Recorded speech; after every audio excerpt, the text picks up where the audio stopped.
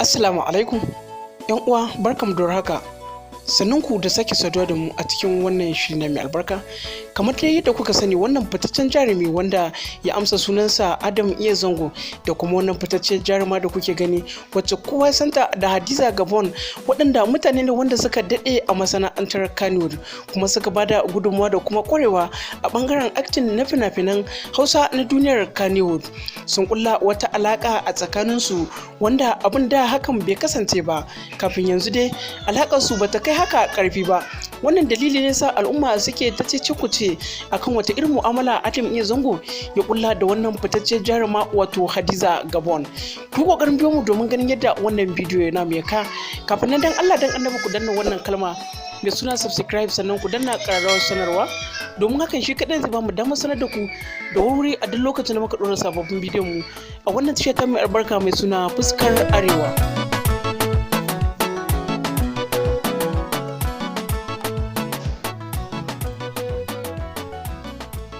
Tofa jama'a, za mu shiga ga cikin labaran kai tsaye. Ga kanan labaran dalla-dalla. Wato wannan fitaccen jarumi da kuka sani a duniyar Kannywood, Adam iya zango, yan kwanakin nan da suka wuce dai sun kulla wata alaka tsakaninsa da wannan fitaccen jaruma wato Hadiza Gabon, wanda kafin yanzu ba haka suke mu'amalar rayuwarsu ba.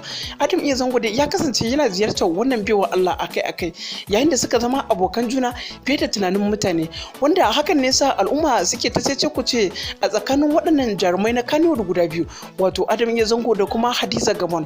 Alakar su ta ƙara ƙarfi a cikin satinan ne da kuma satin da ya gabata. Wannan dalili ne sa Hausawa suka ce idan ka kare na sheshina takalmi to lalle fa ɗaukar sa zai yi.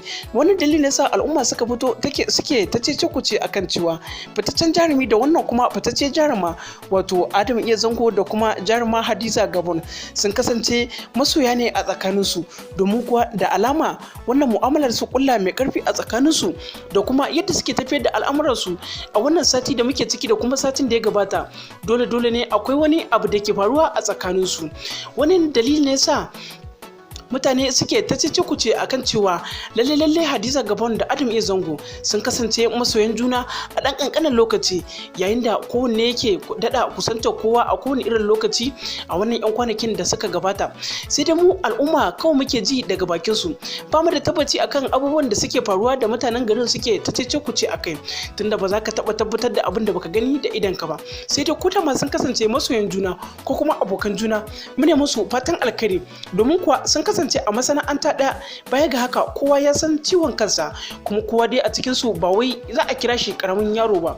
Sai dai mu muna musu fatan alkhairi, idan har soyayya ce a tsakanin su, Allah ya tabbatar musu da alkhairinta. Sannan mu da muke gani da idan mu, mutane suke ta cece kuce, muna son dan Allah dan Annabi da abin da zaka faɗa ka faɗa alkhairi ko kai shiru. Idan wannan ne farkon zuwan ka danna subscribe, sannan ku danna ƙararrawar sanarwa, sannan ku yi liking, yan uwa dan Allah dan Annabi ku share ɗinsa yan uwa da abokan arziki domin su amfana da wannan bidiyo namu. Mun gode da sauraron shirin mu, ku huta lafiya.